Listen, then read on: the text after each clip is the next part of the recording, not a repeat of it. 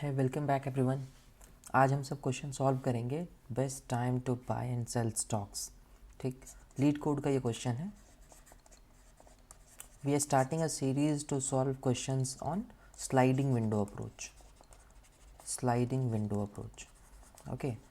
सो अभी कुछ continuous videos में आपको डिफरेंट क्वेश्चंस मैं करवाऊंगा स्लाइडिंग विंडो अप्रोच को लेकर कि आखिर स्लाइडिंग विंडो अप्रोच को हम कैसे यूज़ करते हैं। तो ये one of that simple example है स्लाइडिंग विंडो अप्रोच के लिए बेस्ट टाइम टू बाय और sell, buy and sell stocks. Okay, चलिए क्वेश्चन रीड करते हैं। क्वेश्चन नंबर 121 है, आप सर्च कर सकते हो लीड कोड पर। You are given an array prices where price i is the price of the given stock on ith day. Let's say price का ये लिस्ट हमें गिवन है 7, 1, 5, 3, 6 एंड 4। तो ये कह रहा है ये फर्स्ट पोजीशन पर है। तो डे वन पर किसी एक पर्टिकुलर स्टॉक का जो प्राइस था वो 7 रुपीज़ था मान लो। तो ये सेकंड पोजीशन पर है, तो डे 2 उसकी प्राइस हो गई 1 रुपये, यानी डाउनफॉल आया है। डे 3 पे इसका रेट बढ़ के हो गया 5 रुपया। तो इस तरीके से हमें यह डेटा गिवन होगा, हमें एक प्राइस नाम का लिस्ट गिवन होगा जिसमें जो एलिमेंट है जिस पोजीशन भी पर भी रखा हुआ है, जैसे ये फर्स्ट पोजीशन पर है तो ये बता रहा है कि ith डे पे उसकी रेट कितना था, उसका प्राइस कितना था उस पर्टिकुलर स्टॉक का। समझ में आया? आगे पढ़ते हैं। You want to maximise your profit by choosing single day. तुम चूज़ करो इनमें से कोई एक सिंगल डे चूज़ करना है जिस दिन तुम बाई करोगे स्टॉक को, और कोई दूसरा दिन फ्यूचर में चूज़ करो जिस दिन तुम इसे सेल करना चाहते हो, ताकि तुम्हारा जो प्रॉफिट है वो मैक्सिमम हो। You want to return maximum profit you can achieve in this transaction. If you can not achieve any return zero. अगर तुम्हें लगता है कि तुम प्रॉफिट अब नहीं ले सकते, यानी कि मार्केट लगातार नीचे ही चला गया, 7 रुपीज़ पे ओपन हुआ था, डे 2 5 रुपये हो गया, डे 3 3 रुपये, फिर 2 रुपये, अगर ऐसा कुछ आ गया कि लगातार ये फॉल ही जा रहे हैं, मैं किसी भी दिन खरीद लूँ, मैं चाह कर भी बाद में प्रॉफिट बुक नहीं कर सकता, तो मेरे को आंसर में क्या रिटर्न करना है? ज़ीरो। इसका भी खास ध्यान रखेंगे हम लोग कि अगर कभी ऐसा कंडीशन मिले तो ये बेस कंडीशन बनाना होगा हमें कि रिटर्न ज़ीरो करना हो। यहाँ तक समझ में आया क्या? आई गेस क्वेश्चन तो क्लियर हो गया होगा। क्वेश्चन बहुत सिंपल है। क्वेश्चन ने सिर्फ इतना बोला है कि आपको गिवन होगा कि ith डे पर किसी भी प्राइस का रेट कितना है। You need to find out day कि आप किस दिन खरीदोगे और किस दिन बेचोगे, सच दैट कि तुम्हारा प्रॉफिट मैक्सिमम हो और तुम्हें रिटर्न क्या करना है? Maximum profit. हमें आउटपुट में देना है मैक्सिमम प्रॉफिट। ठीक है, क्वेश्चन समझ में आ गया। चलो इसको इसे थोड़ा सा विजुअलाइज करते हैं यूजिंग ग्राफ। ग्राफ की मदद से इसे थोड़ा विजुअलाइज करने की कोशिश करते हैं। Okay, here is the graph. हमारे पास क्या है कि प्राइसेस गिवन है डिफरेंट डेज पर, कि डे 1 पर प्राइस कितना था, सॉरी डे 2 पर प्राइस कितना था, and day 3 and so on, इस तरीके से बताया हुआ है। तो यहाँ दिख रहा होगा कि ये हमारा डे 1 पर है। डे 1 प्राइस कितना था? 7 रुपीज़ प्राइस था इसका। डे 2 पे जब पहुँचे तो प्राइस कितना हो गया? 1 रुपीज़ का हो गया। ये डे 3 पर पहुँचे तो प्राइस कितना हो गया? 5। डे 4 की बात करूँ तो प्राइस हो गया है 3, और डे 5 पे प्राइस कितना है हमारे पास? 6, एज वेल एज अगर डे 6 की बात करूँ छठे दिन की, तो उस दिन प्राइस हो गया है 4। तो ऐसा हमें डेटा दिया हुआ है, यानी कि आपने अगर डे 1 बाय कर लिया गलती से, तो आपको पता है कि नेक्स्ट डे ये मार्केट फॉल होने वाला है। नेक्स्ट डे इसकी रेट कितनी हो जाएगी? 1 रुपये। तो अगर आप यहाँ पर बाई करोगे और यहाँ पर सेल करोगे तब तो प्रॉब्लम हो जाएगी। ठीक है, मतलब कि हमें यहाँ पर बाई करके यहाँ बेचने में लॉस हो जाएगा, तो हम ये तो नहीं चाहते। हमें अपना प्रॉफिट मैक्सिमाइज़ करना है, यानी यहाँ तक तो क्लियर है कि मैं मिनिमम पे ख़रीद के मैक्सिमम पे बेचना चाहता हूँ। ठीक, तो क्या मैं ऐसा कर सकता हूँ कि मैं यहाँ पर 1 रुपीज़ के भाव पे ख़रीद लूँ, 1 रुपीज़ के रेट पे, और 7 रुपीज़ के रेट पे बेच दूँ? सोचो ज़रा, क्या ऐसा कभी भी हो सकता है कि मैं टाइम ट्रैवल करके पास्ट में चले जाऊँ? नहीं हो सकता है ना। यानी कि अगर मैंने एक बार स्टॉक बाई किया है किसी एक पर्टिकुलर डे पे, तो मैं फ्यूचर में बेच सकता हूँ, यानी हो सकता है डे 3 पे बेचूँ, डे 4 पे, डे 5 पे या डे 6 पे, but I can't traverse back to day 1। तो मैं डे 1 पे वापस नहीं जा सकता। ये बात समझ में आती है? यानी कि हमें हमेशा एक ही डायरेक्शन में मूव करना है, आगे की ओर जाकर ही चेक करना है कि आखिर क्या होने वाला है। तो इसमें स्लाइडिंग विंडो का क्या रोल है, मतलब स्लाइडिंग विंडो कैसे लगा सकते हैं? एक बहुत सिंपल सा बहुत फेमस अप्रोच है, हम यूज़ करते हैं इसके अंदर 2 पॉइंटर्स मेथड। 2 पॉइंटर्स मेथड, ठीक। यानी हम सिंपली इसके अंदर दो पॉइंटर लगाते हैं, यानी कि दो वेरिएबल्स इस्तेमाल करते हैं जो हमारे इस पूरे एरे पे ट्रैवर्स करने में हेल्प करेगा। इस गिवन एरे को अगर हम पूरा ट्रैवर्स करें यूजिंग 2 पॉइंटर तो हम इस क्वेश्चन को काफ़ी ईजिली और सिंपल तरीके से सॉल्व कर सकते हैं। ठीक है, तो इसको ना विंडो के तरीके से एक बार इमेजिन करते हैं। मेरे पास क्या है, कुछ एक प्राइस के लिस्ट है, समथिंग लाइक दिस कि डे 1 पर 7 है, फिर 1, फिर 5, फिर 3, फिर 6 एंड देन लास्टली 4। ठीक, तो इफ़ आई स्टार्ट हेयर, मान लो मेरे विंडो का जो स्टार्टिंग पॉइंट है वो यहाँ पर है और अभी के लिए विंडो एंड भी यहीं पर है। बट होगा क्या कि जैसे जैसे मैं अपने पूरे दिन को ट्रैवर्स करूँगा तो डिसीजन मेकिंग में मैं आगे मूव करूँगा। तो जैसे ही मैं इस विंडो एंड को आगे बढ़ाया मैंने, यानी कि हमारे विंडो का साइज़ इंक्रीज़ कर दिया। समझना, विंडो स्टार्ट यहीं है, विंडो एंड आगे मूव करेगा सच दैट हमारे विंडो का साइज़ इंक्रीज़ हो जाए। ये हमारे यहाँ विंडो का साइज़ हो गया।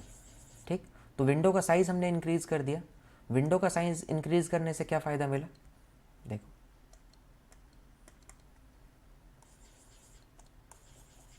ये हमारे विंडो का साइज़ हो गया। अब हमें क्या करना है, हमें विंडो के साइज़ से थोड़ा और आगे मूव करना है। तो हमने ये ऑब्ज़र्व किया ये चीज़ सॉल्व करने के बाद दैट 7 एंड 1 को हम जब यूज़ कर रहे हैं, डे 1 पे 7 पे बाई किया और 1 पे सेल किया तो हमें लॉस हुआ है।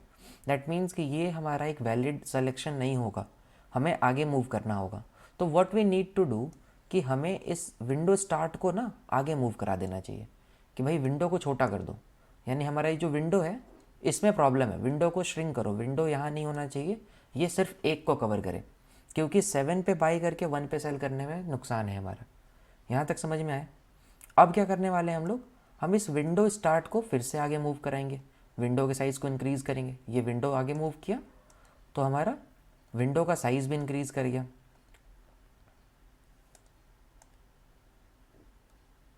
Like this. विंडो का साइज़ अब 5 को कवर कर गया।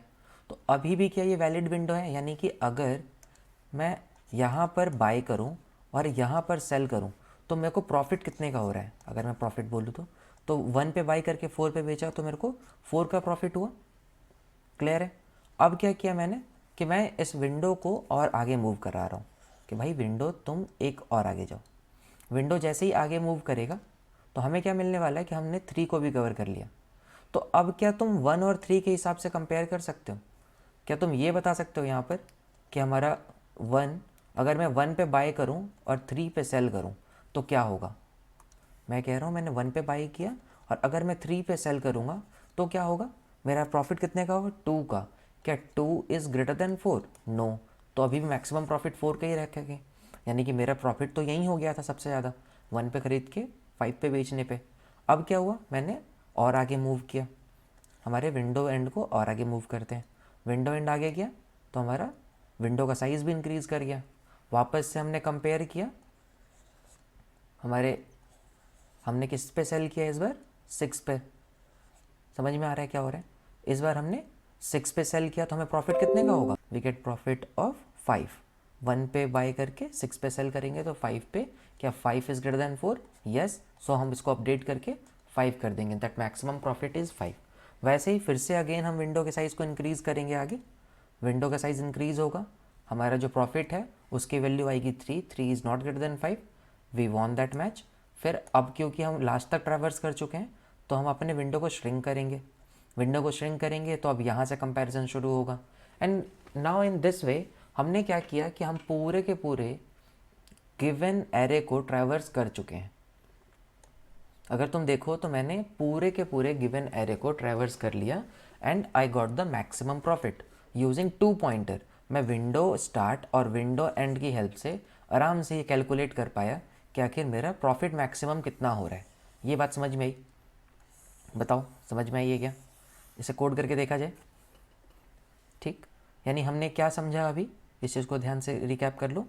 यानी कि मैं किसी भी दिन ख़रीदूँ, मेरे को ये चेक करना है वहाँ पे दैट मैं अगर किसी दिन बाय कर रहा हूँ तो ये इसको ना सिंपल मैं ऐसे बोलूँ तो विंडो स्टार्ट मेरा पॉइंट कर रहा होगा लेफ़्ट साइड पे यानी स्टार्ट पे, विंडो एंड जो है वो मेरा राइट साइड को पॉइंट कर रहा होगा, यानी कि फ्यूचर में, कि आगे जाके तुम चेक करो किस दिन बेचने में सबसे ज़्यादा फ़ायदा है, कि किसी एक पर्टिकुलर डे पे बाय करके किस दिन हमें सेल करना चाहिए।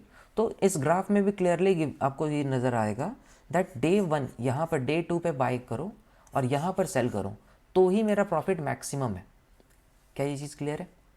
यहाँ पर बाय करना है और यहाँ पर सेल करना है, तभी हमें प्रॉफिट मैक्सिमम मिलेगा। ठीक है, चलो इसे कोड करके ट्राई करते हैं। We need to define a function for this. तो फंक्शन में हमें क्या इनपुट मिलने वाला है? प्राइसेस मिल जाएंगी हमें, जो भी प्राइस लिस्ट है। एंड हमें कौन कौन से वेरिएबल चाहिए थे? We need window start.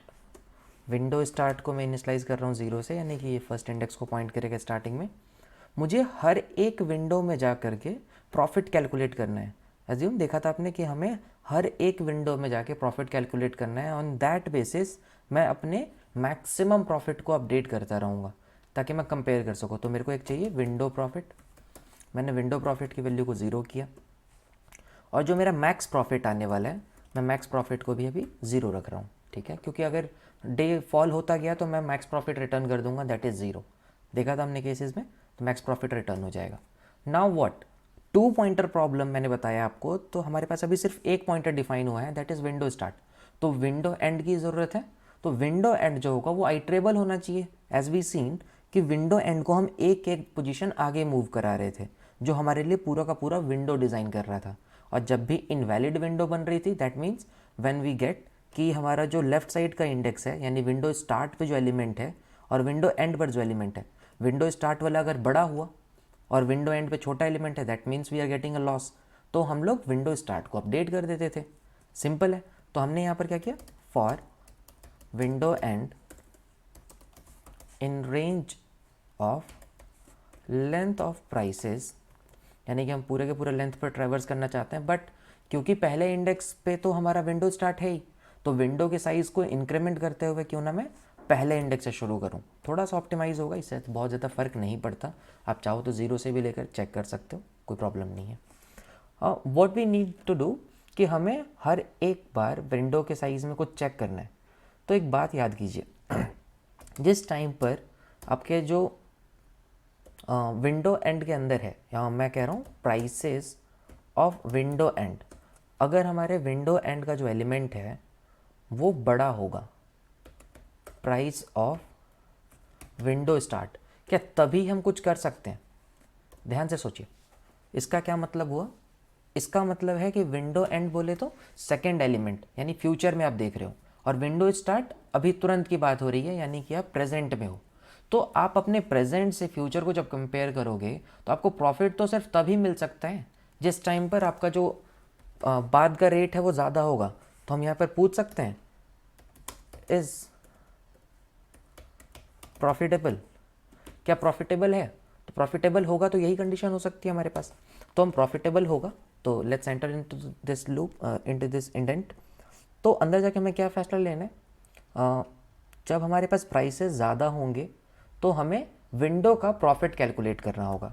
तो let's calculate window profit is equals to prices window end minus prices window start. कहाँ तक समझ में आया? जब विंडो हमारे पास कैलकुलेट हो जाता है window profit, then what we need to do, we need to update our maximum profit on some cases, कि हमारा जो विंडो प्रॉफिट आया है वो अगर ज़्यादा हुआ तो that means we need to update the maximum of maximum profit so far और विंडो प्रॉफिट। जो मैक्सिमम होगा वो मैक्स प्रॉफिट में, यानी हमारे आंसर में अपडेट हो जाएगा। एल्स, और क्या होगा? अगर ऐसा नहीं होता है, that means we are getting a invalid window, that means the second element or the future rate of that stock is less than the present rate. That means we need to update our start pointer. In what sense? We need to update our start pointer to that pointer where W end is pointing. That means जिस दिन हमें loss हुआ है हमें उस दिन सीधा चले जाना चाहिए, क्योंकि बीच के दिनों में हमें नुकसान मिल रहा है।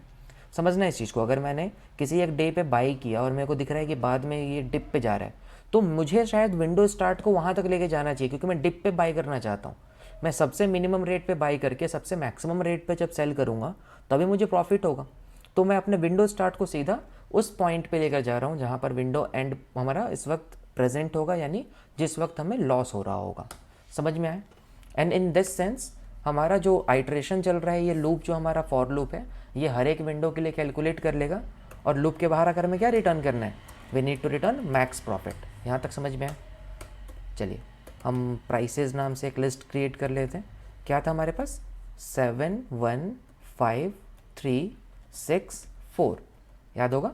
फिर हमें प्रिंट कराना है, क्या प्रिंट कराना है, इस फंक्शन के अंदर वैल्यू पास करनी है prices, and then we need to find the answer. We got the answer as 5 as expected. देखिए क्या हमारा आंसर यहाँ पर 5 ही होना चाहिए था। अगर आप बाय करोगे, if we buy at day 1, sorry day 2 at rate of or at the price of 1, and if we sell at day 5 at rate of 6, so what is the profit? Net profit is 5. Hope it is clear to all. Hope I am able to let you understand this problem. मिलते हैं next video में, तब तक के लिए keep coding. Thank you so much.